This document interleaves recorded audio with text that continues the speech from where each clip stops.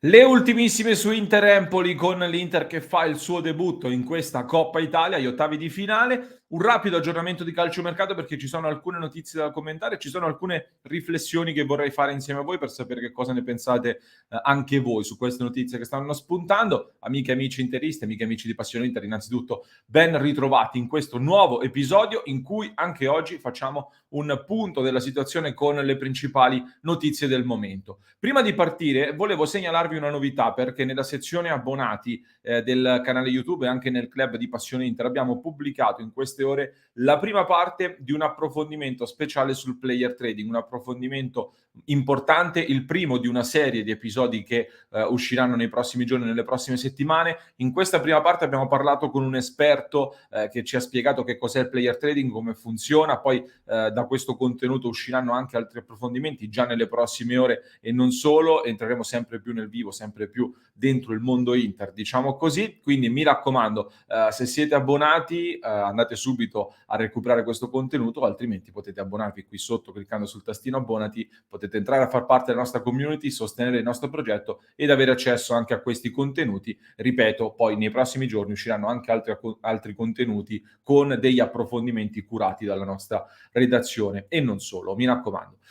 Inter-Empoli, però, partiamo da qui, ottavi di finale di Coppa Italia, vi do subito le coordinate per questa partita, fischio iniziale alle 21, ora italiana, la partita sarà trasmessa in Italia in chiaro, da Canale 5, questa novità di quest'anno con la Coppa Italia su Mediaset e in streaming su Mediaset Infinity, quindi potete scegliere le vostre piattaforme, potete scegliere però anche, e spero che lo farete, di seguire la partita insieme a noi qui su Passione Inter, saremo live dalle 19.45, come al solito un'ora e 15 minuti prima del fischio iniziale della gara.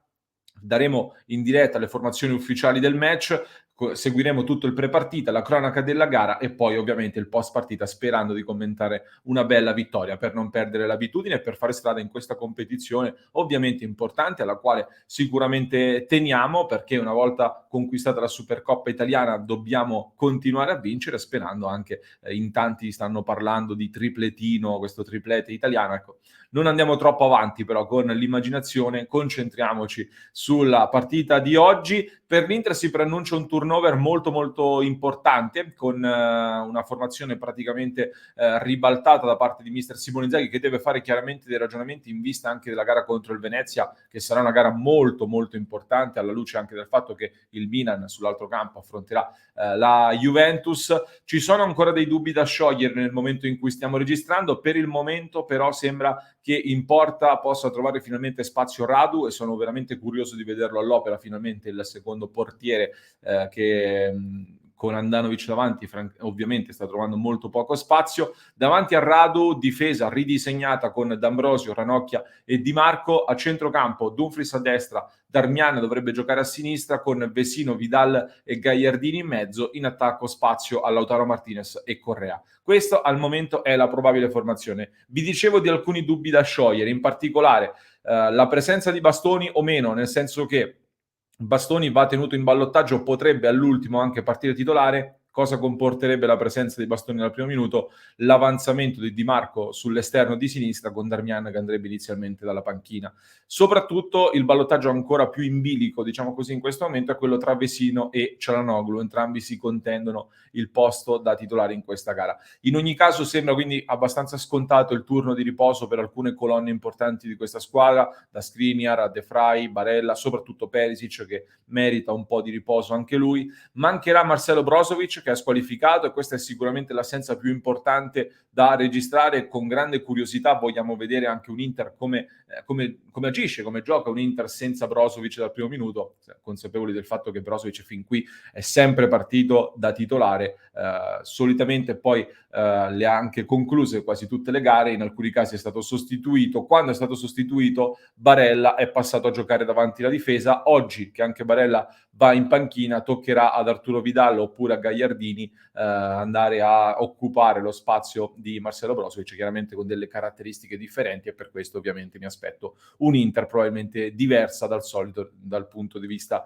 dell'impianto di gioco. Grande attenzione poi alla prestazione di Correa, dal quale sicuramente ci aspettiamo segnali di ripresa importanti.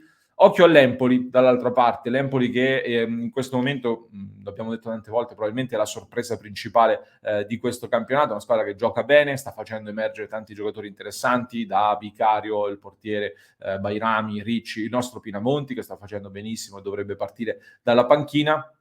Attenzione però in particolare vi segnalo un nome per questa gara di oggi, quello di Mattia Viti, difensore classe 2002, scusate, in odore di Under 21, un difensore che viene costantemente monitorato dall'Inter come potenziale nuovo colpo alla Bastoni, se ne sta parlando tantissimo, un difensore stasera giocherà da centrale, quindi teniamolo d'occhio e l'Inter sicuramente prenderà nota in questa partita. E visto che abbiamo accennato al mercato, veniamo anche ad alcuni aggiornamenti. Oggi nella gara con l'Empoli non ci sarà Stefano Sensi, di fatto sembrava che potesse essere aggregato alla squadra nella gara di oggi, poi in realtà nelle scorse ore l'affare con la Samp è entrato sempre più nel vivo e di fatto si è definitivamente sbloccato. Quindi in queste ore sono previste le visite mediche di rito che precedono poi le firme sui contratti. Sensi, come detto, va in prestito alla Samp, prestito secco, trova Giampaolo che per me può essere un allenatore che può aiutarlo molto a rilanciarsi e sinceramente me lo auguro, come credo se lo auguri anche la nazionale. Ha filtrato un'indiscrezione secondo cui Sensi avrebbe avuto anche un confronto con il commissario tecnico Mancini per avere un parere sul trasferimento alla Samp anche in ottica nazionale. Una mossa giusta, secondo me, sarà prestito secco, dicevamo l'ingaggio dovrebbe essere pagato per intero dalla Samp e è il giusto modo secondo me per cercare di rilanciare un giocatore che altrimenti nell'Inter non avrebbe avuto spazio, l'abbiamo visto, e non avrebbe fatto altro che continuare a svalutarsi di fatto. Detto questo, l'Inter rimane però con di fatto 6 centrocampisti a disposizione, 6 giocatori per 3 posti nel centrocampo: Barella, Brozovic, Cialanoglu, Vesino, Gagliardini e Vidal. Questi sono gli uomini a disposizione. Diciamo che sulla carta è un numero giusto di titolari e di alternative, sicuramente, e può andare bene. Certo che però con tante partite davanti un pizzico di incognita, una coperta un po' corta, forse può sembrare, non so cosa ne pensate voi. In ogni caso, al momento le voci, le notizie di mercato parlano di un innesto a centrocampo che sarebbe però legato anche ad un'altra partenza, quella di Vesino, quindi l'uscita di Sensi unita a quella di Satriano, che però è un attaccante, non avrebbe aperto spiragli sufficienti per aggiungere un altro giocatore in entrata, sembra. Vesino, lo ripetiamo, è in scadenza di contratto a fine stagione, si sta parlando appunto di una sua possibile partenza che potrebbe innescare un ingresso. Si sarebbe mossa la Lazio, sappiamo che Vesino, l'abbiamo raccontato anche ieri, ha un feeling particolare con Maurizio Sarri, però occhio perché anche Vesino potrebbe decidere di rimanere fino al termine della stagione e poi al termine della stagione a parametro zero avere una scelta più ampia per il prossimo futuro. Dovesse partire però anche Vesino in questo mercato di gennaio, ecco, a quel punto secondo me l'esigenza di aggiungere un centrocampista si farebbe palese, pesante e impellente, nonché secondo me già ora magari qualcosina servirebbe a livello di alternative. A tal proposito, in queste ore diversi quotidiani, in particolare Tutto Sport, stanno avanzando l'ipotesi di anticipare già a gennaio un colpo che l'Inter avrebbe voluto fare e che sta già impostando per la prossima estate. Si tratta di Frattesi, è un grande obiettivo, lo dicevamo, lo abbiamo ripetuto, l'Inter ci sta lavorando e avrebbe già piazzato anzi un affondo molto importante in vista della prossima estate. L'Inter potrebbe cercare però di anticiparlo con un prestito oneroso con obbligo di riscatto, anticipando quindi, come detto, un colpo che era in previsione per la prossima estate al mercato di gennaio, soprattutto appunto se l'addio di Vesino dovesse concretizzarsi. In alternativa a Frattesi si sta parlando in queste ore anche di Torsby, vi abbiamo già commentato questa notizia di ieri. In realtà dopo un paio di giri, di chiamate eccetera, a me personalmente il nome di Torsby non sembra una pista molto concreta per l'Inter in questa fase qui. In sottofondo c'è sempre l'ipotesi Nathan Nandes, che però non sembra si stia riscaldando in queste ore.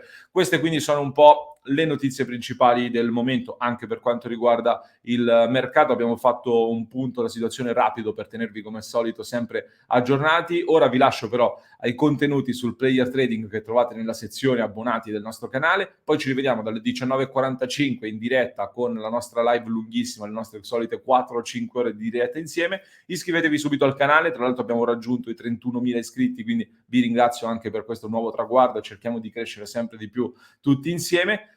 E se mi avete seguito fino a qui, come al solito, nel giorno della partita fatemelo sapere con le emoji del pallone. Vi aspetto nei commenti e ci rivediamo poi in diretta.